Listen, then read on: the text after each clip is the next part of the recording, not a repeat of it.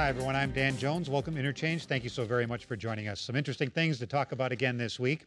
There will be lots of headlines in the coming days about the move to recall Governor Scott Walker. But does it mean anything if the other side can't come up with a candidate who could beat Walker? We'll talk about the early christening of Mitt Romney as the Republican who will take on Obama. But does he have what it takes to beat Obama? And we'll talk about the idea being floated now to create outdoor beer gardens in some Milwaukee County parks. Let me introduce everybody. We have newspaper columnist Joel McNally. Kevin Fischer, you know him, the longtime broadcaster, political analyst, and oftentimes a fill-in host over on WISN Talk Radio. And Denise Callaway, the coordinator of business and community partnerships for the Milwaukee Public School System.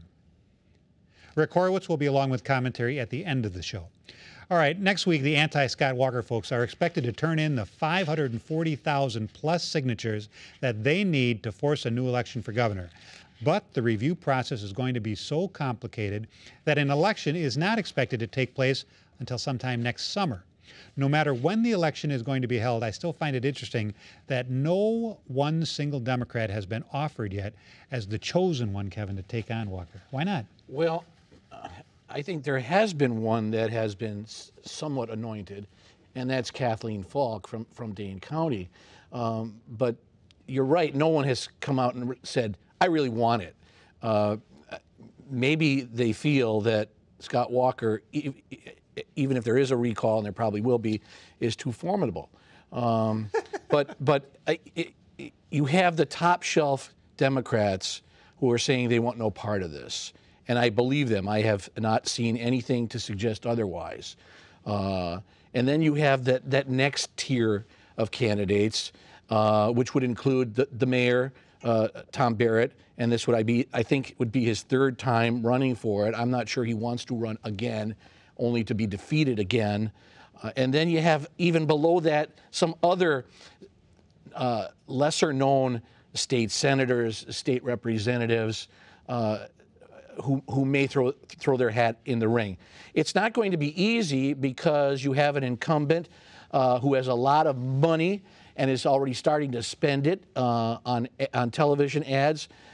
So I think Democrats are sitting back and evaluating what they're going to do, but they really need to make up their minds fast, because I know, Denise, you're shaking your head, but you can't go into an election with a question mark when it's your candidate. You have to have someone who wants to run, has a platform that they're going to run on, has an organization in place. And right now the Democrats don't have that, whereas Scott Walker enjoys all of those advantages. And right now they don't need to have it. This is one of the most prestigious jobs in American politics, the governor of a state. Why hasn't at least one big-name Democrat said, I want this job badly? Because I think the Democrats are actually being smart about this. Their focus right now is on the recall. Getting the signatures, first step. Second step is going through what's now going to be an even lengthier process when it comes to having those signatures validated and clarifying that there are 540,000 plus signatures so the recall can move forward.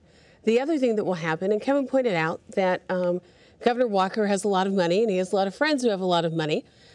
Democrats Most of which are out of Wisconsin. Well, yeah, but they can still spend money here. And if the Democrats launch a candidate now, that's that entire time that the Republicans, with all the money that they can spend, can try to discredit someone. There's absolutely no benefit to Democrats launching a candidate now. Take this step by step, be methodical, work behind the scenes as you identify that candidate, raise some additional dollars, and move forward. The only people who really want to see a candidate now are the Republicans, so they can begin to start trying to pick away at that individual and have a long time to do it. Who do you think is the one that the Democratic people around Wisconsin really are hoping jumps in? Do they really hope it's Barrett? Do they really hope it's Falk? Do they really hope Feingold changes his mind? They really hope Scott Walker's not the governor. We haven't, we were off for a few weeks, and quite a few things have happened. including charges against people close to Walker, unbelievable charges of stealing from veterans' families, the families of veterans who are wounded or killed in Iraq and Afghanistan, and then sleazy sex charges, of people closest to Scott Walker when he was here as county executive. We've had the corruption, state corruption, of finding out that a Supreme Court justice got perhaps $100,000 in free legal services from the people who wrote the bill abolishing collective bargaining in Wisconsin. And then guess what? That particular Supreme Court justice says it was perfectly legal the way they did it, even though they didn't follow the rules. But why hasn't all this stuff then made at least one candidate say, Walker's beatable, I want the job? Exactly what Denise said. There isn't, we don't know when this election's going to be. Believe me, next week is going to be an enormous event in Wisconsin. The Democrats have been real quiet about how many signatures they've collected, but the one thing that a couple of them have said publicly recently is the number is going to be so big, people aren't going to question, whether we're going to have enough valid signatures or not. I've been predicting they're going to have 1 million signatures. And this is going to be an extraordinary event next week in Madison when a semi-truck pulls up to the Capitol and unloads all of these signatures. All those signatures of Elvis and Hitler. No, as a matter of fact, the only people who would sign these signatures to petitions would have to be Republicans. And we know some Republicans said they were going to do that. They said they were. Who would sign Mickey Mouse to a petition unless you're a Republican and wanted to get the votes thrown out? It doesn't make any sense. These signatures have been validated. There are going to be an enormous number of them. There are people all across the state of Wisconsin. And as we learn more and more about the corruption at the county level when he was here, and now at the state level, this real outpouring of, my God, this is a state of Wisconsin, used to be famous for being the cleanest, purest, non-corrupt state. We sent people to jail for postage stamps and things like that, and this is just sleazy corruption. And I agree, that people want to get rid of. I agree. Those people that have been charged, if those allegations are true, they should be punished and punished severely. But as of right now, none of those charges or allegations touch the current governor. They sure do. As a matter of fact, what you people have been saying is Scott Walker. Scott Walker asked for this investigation. Right. You know what? He asked for the investigation of the first alleged crook who stole from those veterans' families. Then, after that investigation started, he turned it over to the second alleged crook, who then stole from military families. Quickly, because he's rambled on for 3 minutes, and we're in a new year, but nothing's changed. The signatures, the silent majority, the Walker supporters, and there are many, are sitting back and watching this nonsense go on, and they are waiting patiently, silently for their chance. They are chomping at the bit to get a chance to verify those signatures. No, they're not. They're going to look and ask for an examination with millions of every dollars. Single signature. Now, the question that you directly asked Joel that he would not answer: who do Democrats want to run? They're in a real conundrum because the Madison Unionistas who are driving this recall want Kathleen Falk. Now you've got Tom Barrett going, I don't know, maybe I will.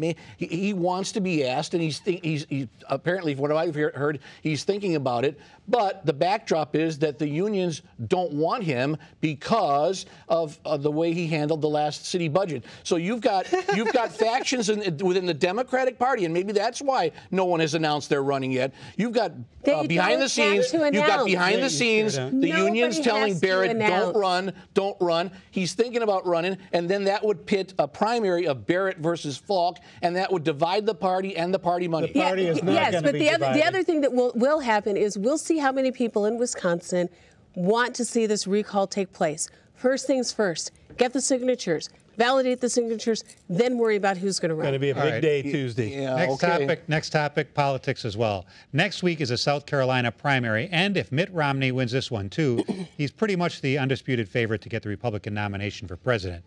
Do you think Romney is appealing enough to folks to knock Obama out of the White House, Denise? No. I don't think so. No, I don't think he is. I think that one thing that the Republicans have done a great job on is painting Romney as a flip-flopper, someone who is more than willing to say whatever a particular audience wants to hear and then change his point of view when he's in front of another audience that has a different point of view.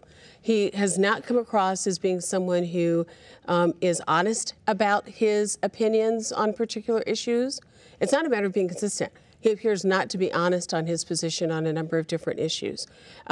Again, Republicans have really done, particularly the past week, an incredible job of painting him as, and I never thought I'd quote Governor Perry, as a vulture capitalist. Somebody who comes in, swoops on these companies, even when they have assets that might be able to be reshaped, reformed, so the company can survive and people can keep their jobs. And what they've done is suck the life and money out of it.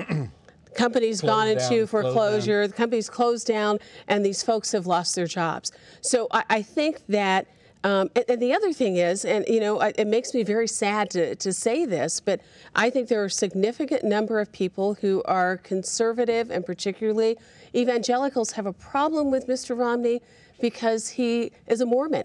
And some evangelicals do not consider the Mormon religion to be Christianity, and they're not going to vote for him. Is he not conservative enough? Is he the kind of candidate that people are going to say, well, I'll hold my nose and vote for him, but he's not ideal? Okay, is he not conservative enough? No. Is he a candidate that, at least in my view, he's not. And John McCain was my fifth most favorite in the last election, and I think a lot of conservatives feel that way about Mitt Romney this time around. Is he the kind of guy that people can hold their nose and go vote for him? Well, yes. I mean, what's the alternative to vote for one of the worst presidents in this country's history, who is extremely vulnerable and beatable? And the only way that I think Obama can win is if Republicans screw it up, and quite frankly, they're doing a pretty good job of it right now. Romney is a work in progress. He's been around forever. Well, he's not a career politician. He's had his fingers in a lot of pies, especially in the private sector. But he's a work in progress. He's trending. He's trending. The pattern looks, I mean, you can't deny it. There's two major polls out this week. The Rasmussen poll on Thursday that shows amongst the Republicans, he has like a 29% lead in Florida over Newt Gingrich, and then it's a bunch of also-rans. The other poll, the Gallup tracking poll, shows that conservative Republicans are starting to warm up to him a little bit. All right. Now, I think you can see that I'm not doing cartwheels here for Mitt Romney, and I can't, not when only 20% of Republicans say that he's their number one choice. But again, he's trending. He's building some momentum. He needs to become more adept, and he needs to be grounded. He needs to ground himself philosophically in ideology. He does have a problem with the whole flip-flop situation, and Republicans, shame on them. They're doing they're misbehaving badly. They're acting poorly. They're being very mean and unfair to themselves. And I think you have a situation where I think Romney's going to be the guy, and sooner rather than later, the other Republicans who have no chance are going to have to come around to realization of that fact. And Republicans historically have not waited a long time. They picked their guy. There's this talk of going to the convention and having a brokered convention and maybe picking a Christie or a Paul Ryan or someone else. That's not going to happen. This is the bunch we've got. They each have their bunch. I'm not real thrilled, and haven't been. They each have their faults. They each have their pluses. But it appears that Mitt Romney is the guy, and he's not the enemy. Okay, you want to get your country back and win back the White House. It's Barack Obama, not fighting each other, which I think has got to stop if you're the Republican. If it's the moderate middle ground people who are going to decide this election, as they say all the time. You should be fascinated by what do I you say. see any of the moderate middle ground people who voted for Obama last time going, I don't like him anymore, I'm going to go with Romney? That could happen. Mitt Romney's problem is he's running the Republican Party. The Republican Party they have decided to go so far off to the right that in order to get nominated, you have to be obnoxious. You have to be racist. You have to be hate immigrants. You have to hate gay people. Can't we have a nice discussion without name calling? That's exactly and also being actually. Since you talked for a long time, would you let me? Would you let me? No, there's nothing false about this. No, we don't hate anybody, Joel. We don't hate a soul. As a matter of fact, Mitt Romney is very unpopular in the Republican Party for lots of different reasons, but the Republicans have now run through every alternative to Mitt Romney. And boy, what a lineup. But boy, we went through, what was it, 200 debates of all those candidates on the Republican side, and they took turns being the front runner that wasn't Romney. And every single one of them turned out to be disgusting people. We're talking about Michelle Bachmann. We're talking about Rick Perry, who doesn't even know the names of the departments he's going to destroy. We're talking about Rick Santorum, who hates gay people and goes out and announces how much he hates gay people. He does not hate gay people. And compares, gay people to people who, have sex with animals. And Herman Cain. I mean, there was one. Don't forget Ron Paul on the whole issue of civil rights. As a matter of fact, here's my scenario. Mitt Romney gets the nomination for the Republican Party. Ron Paul actually runs a third-party candidacy against him. He's the only one who actually believes what he's saying, I think, most of the time. Which is goofy two-thirds of the time. He's a libertarian, and he doesn't care about, saying what's politically correct, including a bunch of racist stuff that he put out. Now, you can't deny that stuff was racist.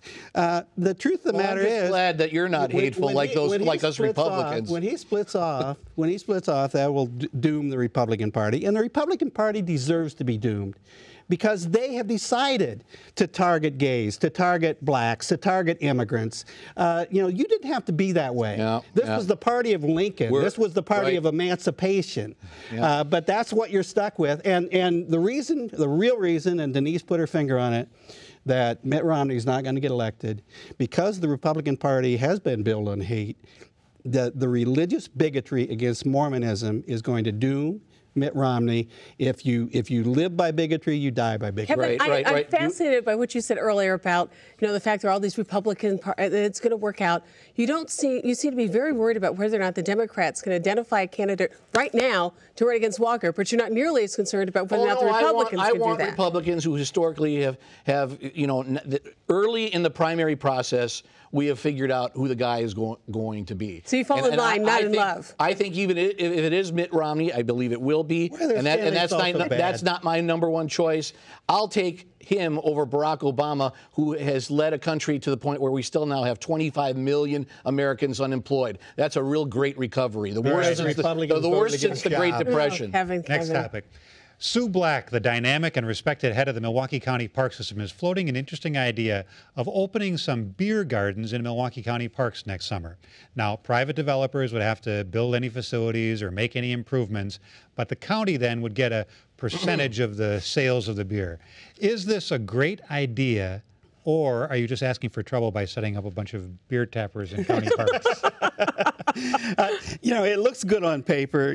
I read John Gerda's History of Milwaukee, and in fact, I teach a course based on it. And you'll see those pictures of the jolly Germans, sitting around with their families on a Sunday afternoon on the side of the river. You're not going to rip them, are you? No, I'm not. No, I'm not. But ripped everybody else. But that's kind of a distorted picture, in that you would think, looking at that, those pictures of those jolly families, that there weren't people leading the charge for prohibition at the same time, accusing these people of being sinners and dragging down society. Alcohol actually does make people drunk in our parks, and it needs to be patrolled. And I think you can set up probably a nice beer garden somewhere. We're trying to move outside more in summertime, because summertime's so short here. We could probably do something like that, but I don't think it's going to be a big deal, to tell you the truth. Denise? I think this is just a crazy idea. In Milwaukee, we have, as many bars as we have churches, more bars than we have churches. You can stand on some street corners in Milwaukee and see a bar on every corner. And in the summertime, guess what? They have their outdoor cafes. I just think the idea of putting these in county parks is just a bad idea. We want our parks to be family-friendly places where families are able to come and not have to worry about being harassed by people who may have had too much to drink, because, that's the other thing we tend to do here in Wisconsin. It's a situation where, this is how Sheriff Clark is going to get those deputies back if you put those beer gardens in county parks, because you're going to need additional officers to patrol those parks. I just don't believe that, even though this may be very nostalgic and it sounds like a wonderful idea, I really do not believe that the thing we lack here in Milwaukee are places to drink beer, and for that matter, places to drink beer outside. I think Sue Black is just one of the smartest people around. What she's done around the county, take a look at what she's done with the domes and how she's revitalized that treasure. She's done a lot of smart things, and I think she gets credit for thinking outside the box. I just don't think this is one of those smart things. I don't know if parks are the right place, but I always thought that it would fit in fantastically in Milwaukee if there was somewhere downtown there was a big outdoor German beer garden where the visiting conventioners could gather and Papa band. You mean like right across the street from the convention hall? Yeah. So when the doors fly open at 5 o'clock, they'd have somewhere to go. We don't have that, do we? So Joel thinks Joel is sort of lukewarm. Little Miss Goody Two Shoes, Denise Callaway, hates the idea. I think this is a terrific idea. That's another reason for me not to like it. An awesome idea. Back in the 60s, Henry Meyer floated this idea of a Summerfest. He did. And he also floated the German beer garden, too. And there were other mayors from other cities who told him, you're out of your mind, it'll never work, they'll tear it up, they'll wreck it, there'll be vandalism, it'll be awful. And the Journal Sentinel, in its infinite wisdom, also said it would never fly. Look what happened. Penny Podell, the former county supervisor, I think 25 years ago, created quite a stink when she, God forbid, made the suggestion that County Stadium should sell wine coolers. People were pulling their hair out. They were lighting themselves on fire. This is just the nuttiest idea.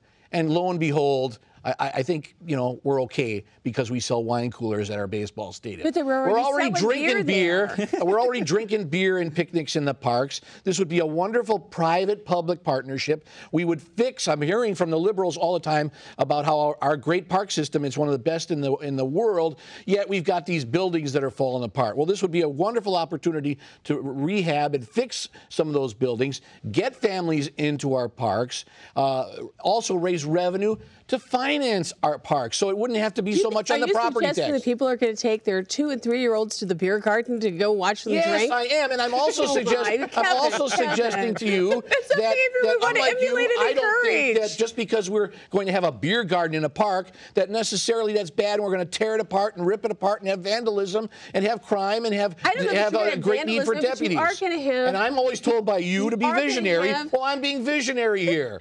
But your vision needs to be at least 2020. And I don't think this is a 2020 proposition. I think the problem with this is that we already have enough opportunities for people to drink outside, to drink in beer garden-like settings in Milwaukee in the summer. I'm not convinced that we need to do that in our parks. That's a terrible argument because then we should say, well, we already have too many restaurants. You know what? We've got enough restaurants. We've got enough. Kevin wants to drown his sorrows. We've got enough theaters. We've got enough this, that. Why we don't need to have any more. All right. That is not visionary, little Miss Goody Two Shoes. All right. Back to the recall for just a minute. As you heard, the petition drives are continuing all across Wisconsin, and so are the efforts to disparage them. In all the hubbub, there's one particular insult that's caught the attention of writing consultant and commentator Rick Horowitz. But let him tell you about it. Rick. Sour grapes. You've been hearing that a lot lately. You get a recall campaign up and running against some prominent state official, governor, say, in Wisconsin, say, and his defenders start complaining that you're nothing but a sore loser. You want a do-over. It's sour grapes, they say. No, it's not. In fact, they're barking up the wrong fruit. It's not sour grapes at all. It's a lemon. It's the lemon law. You know the lemon law, don't you? Lots of states have it to protect consumers from getting ripped off. You buy a new car, say, and you drive it off the lot, and before long, everything's going wrong with it. You try to get it fixed. You take it into the shop 2, 3, 4 times, but it keeps breaking down. Are you stuck with that rotten new car? Of course not. Under the Lemon Law, you're protected. The car wasn't anything like what it was supposed to be. It didn't work the way it was supposed to work. So you can bring that car back to the dealer and get a different one. That's the Lemon Law. Sounds familiar, doesn't it? Now let's say you bought a shiny new Governor, a Scott Walker, say, the 2011 model Scott Walker, and you barely drive it off the lot before it starts going haywire. The steering isn't stable. It keeps lurching to the right. It's belching smoke. The gas pedal's stuck to the floor and the brakes don't work. It runs right over people, teachers, state workers, all sorts of people. Just knocks them flat and keeps right on rolling. Well, nobody expects you to keep driving a disaster like that, do they? Of course you take it back to the dealership. Of course you get yourself a new one. Something reliable, something that isn't always trying to run right through the guardrails and off the road. When the car dealership sells you a clunker, you're allowed to send it back. That's the Lemon Law. And when your Governor turns out to be a clunker, you're allowed to send him back too. That's a recall. Just think of it as consumer protection for voters. Thank you, Rick, and thank you so very much for watching. Stay warm. Enjoy the rest of your weekend.